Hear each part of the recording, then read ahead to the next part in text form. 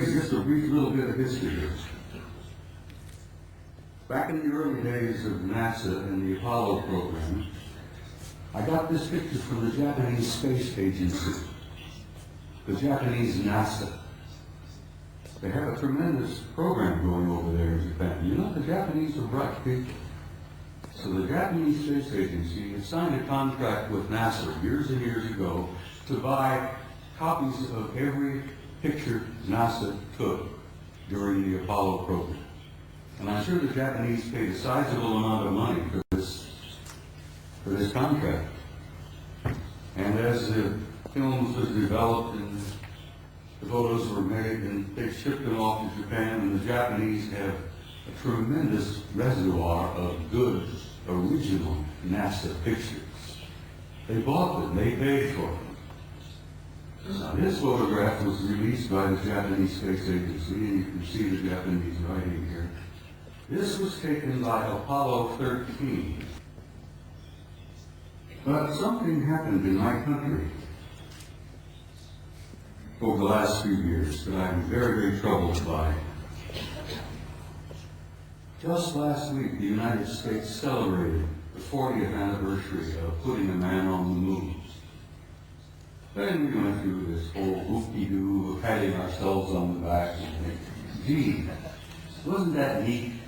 Armstrong, Aldrin, Collins up there in orbit.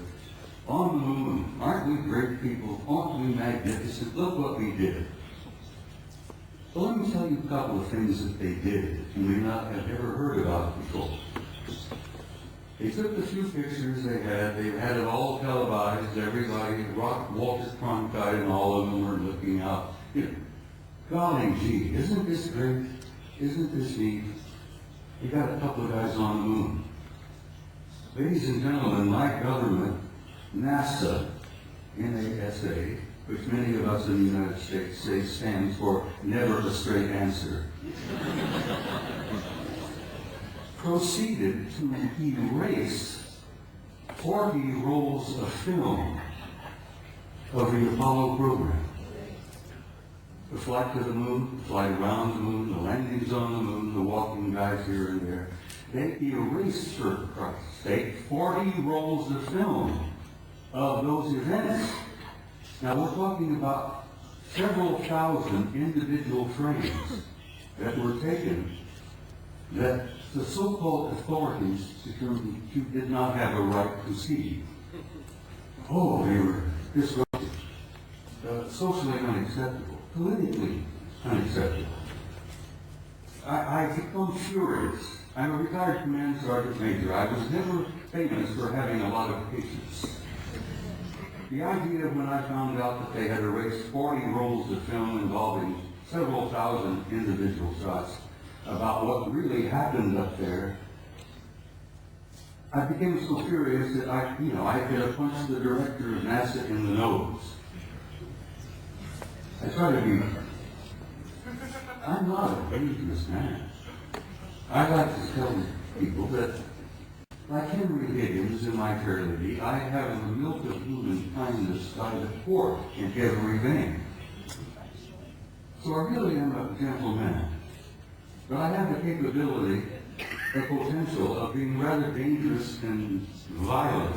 And these lies and these cover-ups that I've learned about firsthand over the years literally infuriate me. And I hope it infuriates you, because these authorities, these nitwits in high positions of power, who are proceeding to spend all the money that the American people make for their own use, for their own private programs, and then lie through their teeth about what the truth really is.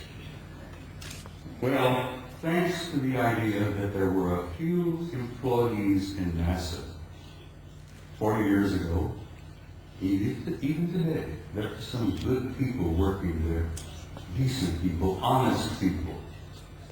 I have some film that they preserved that was not destroyed. Gentlemen, put up the next picture for me.